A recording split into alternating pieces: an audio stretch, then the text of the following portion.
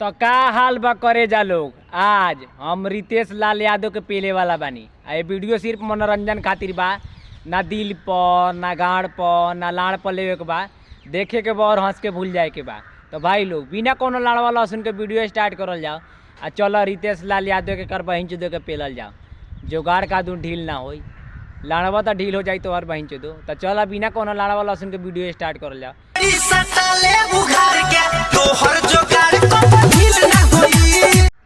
अब हम भौजी के कैसे समझाई, जौन सामानवा एकर बहिन चुदो बढ़ के एकर बहिन चुदो हेंग हो गल बा, उ दोबारा से हेंग थोड़ी ना होई।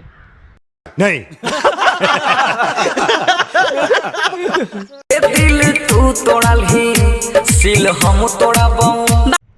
अच्छा तो भैया जी के कहे के मतलब बा कि दिल तू तोड़ ले आ सील हम तोड़बौ। तो ये भैया जी तनियो हमरा के बताना दो कि तोर सॉरी भाई लोग गलती होता। तो इहो तनी बताना दो हमरा के तू ओकर बुर के सील तोड़ब कि ओकरा गाड़ के।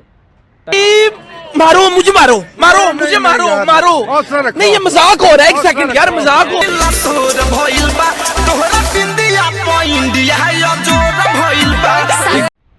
अच्छा तो धनंजय भैया के कहे के मतलब बा कि तोरा बिंदिया पर इंडिया अजोर भइल बा।